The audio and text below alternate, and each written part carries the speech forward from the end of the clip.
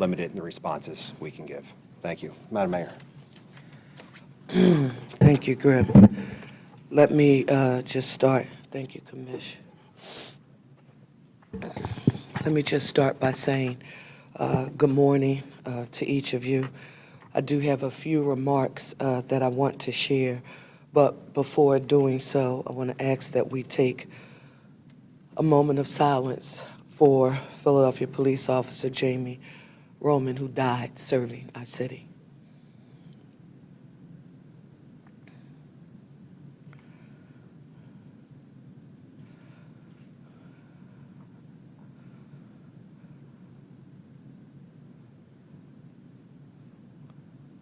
Thank you. I just finished a very lengthy conversation with Pennsylvania Governor Josh Shapiro, sharing with him last night when we were at Temple Hospital the profound and quite frankly sorrowful, challenging privilege of being in a room filled with Philadelphia police officers, their commanders. Many, well, most of them had just learned of Officer Roman's passing. Together, we prayed and reflected on his sacrifice. There isn't anything that you can say to ease someone's grief and pain at a moment like that. Officer Roman left his wife and children on June the 22nd to go to work, protecting and serving the people of the 25th Police District. During a traffic stop in Kensington, he was shot in the line of duty, a cowardly act, and he never came home. After a very valiant fight, 80 days in the hospital, he succumbed to his wounds just after 8:30 last night. Philadelphia, this is the first time this has happened during my tenure, a death of a police officer in the line of duty. I depended on our police commissioner, and I still do, who unfortunately has been here many, many times before. So, I don't know how to act. There's no playbook.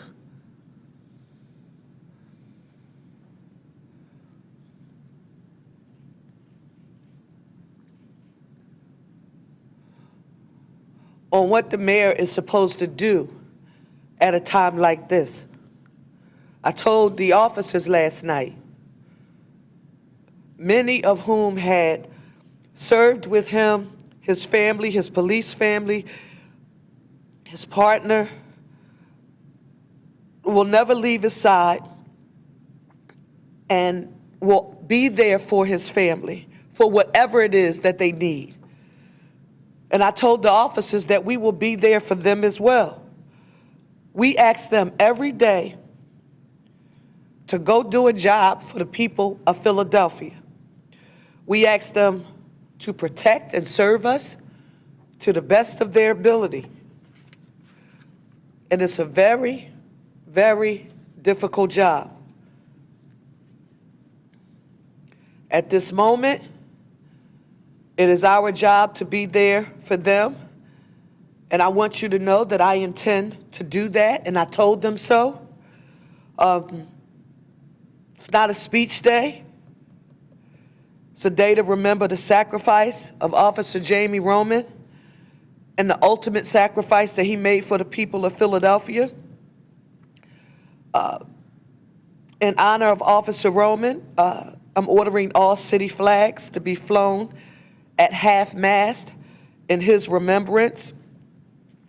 But as we communicated to his family, and Commissioner Bethel, you have been with them weekly basis, communicating with everyone, we will not allow his death to be in vain. Councilwoman Ketsi Lozada, who's here, wherever you are, it just means we have to continue to work as hard as we possibly can to make sure that the public health and safety of our city is our #1 priority, and I shall not be moved. Thank you.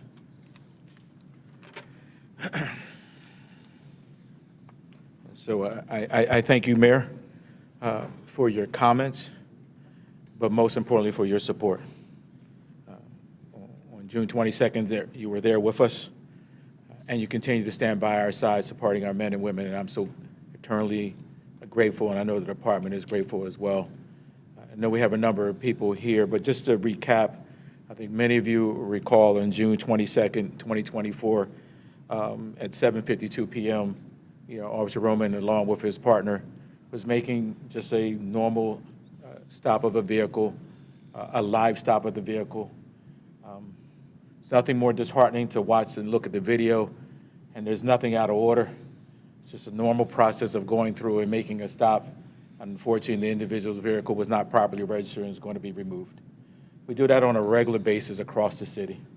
This individual could have walked away at any time during that process and did no harm to anyone.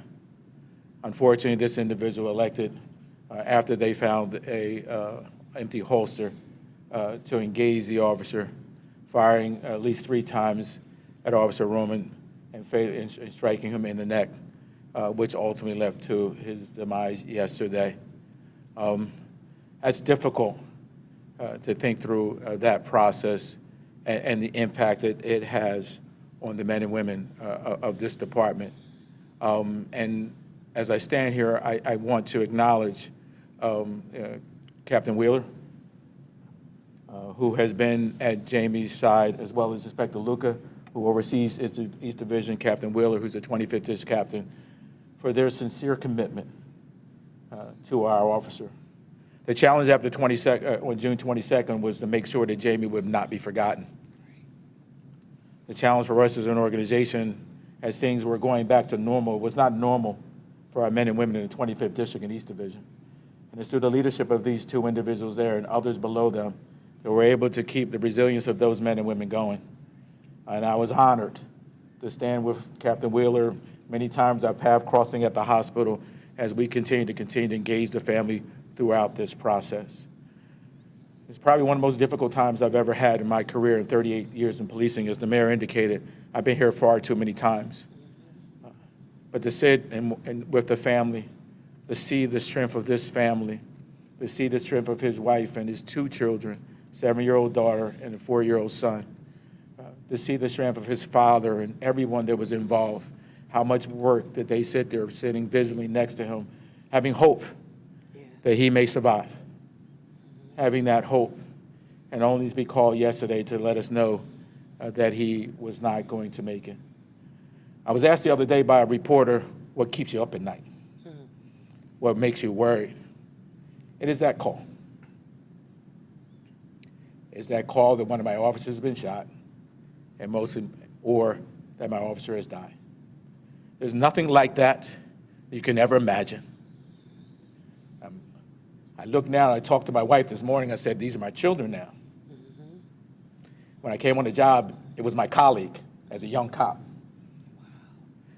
But now this 31-year-old officer, who is 2 weeks from having his 7th-year anniversary, is taken away from me, and I have a 34-year-old daughter. So I see, every time I walked into that hospital bed, I saw my son.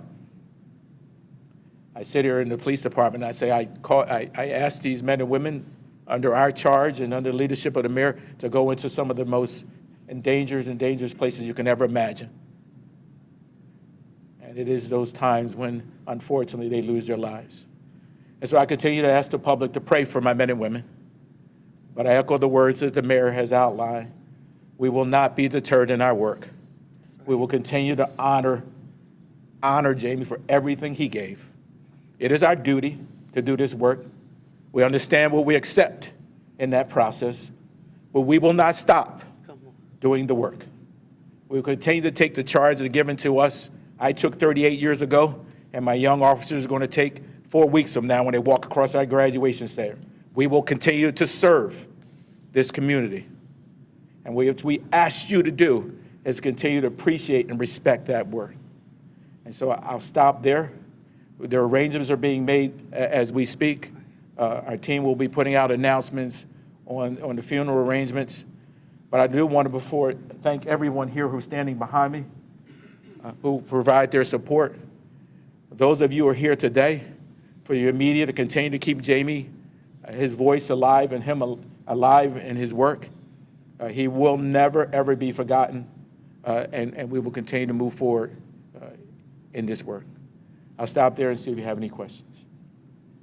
Yes, sir. Sorry for the loss. We appreciate that. For Officer Roman, was the decision from the family to allow him to pass on? I think that's a personal decision. I mean, myself and Captain Wheeler were in the room when he took his last breath. And I think that's something personal for them to describe. Jaime fought. I didn't know him before I was at the hospital, but they told me he was a fighter. He fought, and he fought hard.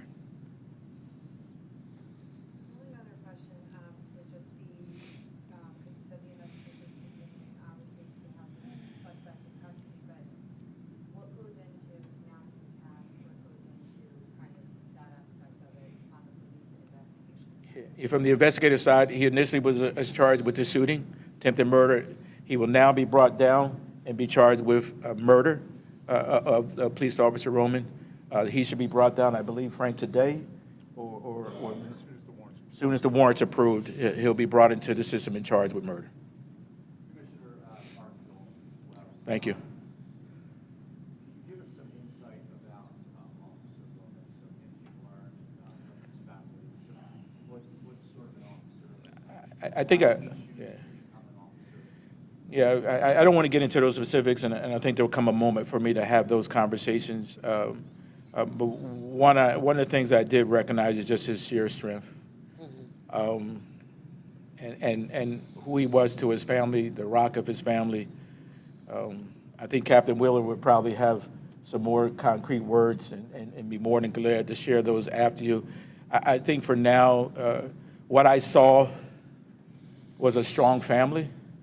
What I saw was an individual who was the nucleus of that family. What I saw was someone taken away way too soon. And so I'll hold those more personal comments for another time. But Jaime was a good man. And I'm sure if his father was sitting here, he said it.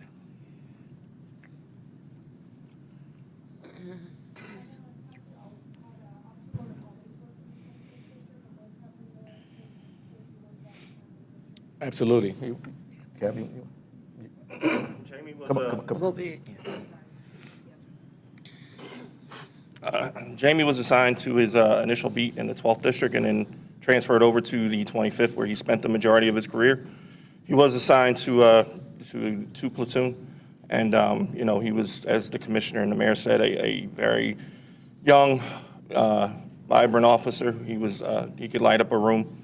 I did know things about Jaime that I will talk about later on, but he will be deeply missed by not only the city, the police department, but by his 25th District family. Captain, on that subject, do you have any kind of anecdotes, like, for the people who didn't know him out there in the city about the kind of officer he was? I mean, at this time, I'm not going to, with everything that has happened in the last 24 hours, I'm not going to go into those. There's big times when, I will step forward and share some anecdotes. Right now, my concern is just with the care of his family. I do want to. One thing I will share with you, in learning this from his father, he always wanted to be a cop. That was unwavering from his father. From the time he could remember, he always wanted to be a cop. I believe he did. Yes. All right. That'll be last question, right? Okay. What do you all do today moving forward to fellow officers? Yeah, we will have, we engage our employee assistance program after the June 22nd, and we'll continue to do that process. We have, fortunately, we've been able to really bolster our employee assistance program. We have a doctor on board now and other trained workers to be able to support our men and women, and some other additional outside resources that will be on place and on station. They were on station last night. They'll continue to be. Really proud of our police clergy. Yes. They played a substantial Yes. role from the time he was in the hospital. Listen, at some point, and I hope I don't get in trouble, but Jamie was working on a project, Chris Will, at his home. So he was doing repairs and was members of the clergy who went and finished that project, which was special to his wife. And so we believe we have supports available, continuous throughout this process. As the captain said, that there is, and I was remiss in not making a comment about the men and women of the East Division and the 24th District and 25th District, and so how proud I am, so proud of them and their ability to just be resilient and be steadfast in honoring him, whether it be through functions. I know members of the FOP are here, and President Poplar, as well as his team, hosting fundraisers and keeping him and his family in prayer, and not just prayer, but support through this process. So we go through a period where we're grieving. That is the reality of the work. And so we now rally around ourselves and get embraced. I think got about 100 text messages already from members of the community sending their prayers and support for us. And so it'll be a very difficult time for us. As the mayor said, we've been here many times, but each one stands alone and is right. So. Isn't there a fundraiser tomorrow? I believe that's been postponed. Yeah. All right. Again, Commissioner, I just want to leave you with a lesson that I learned last night, and I want to say to you, to Wheeler, and to the commissioner. When we were in the auditorium chapel last night, and we had prayer, I learned something from both of you last night. And Captain, when you spoke, I don't even know if you remember, you asked all of the officers and all those who were present to use this moment as an opportunity to share with each other how much we value one another. I didn't know that right there at that moment, at that time, it was appropriate to be able to say, and whether you are on or in the police department, you mentioned saying that not only to your partners and the people that you serve with, but to your family members. It requires that we remember how important it is to say thank you and to say I love you and to let each other know how much we value each other on a daily basis. Thank you. thank you, everyone.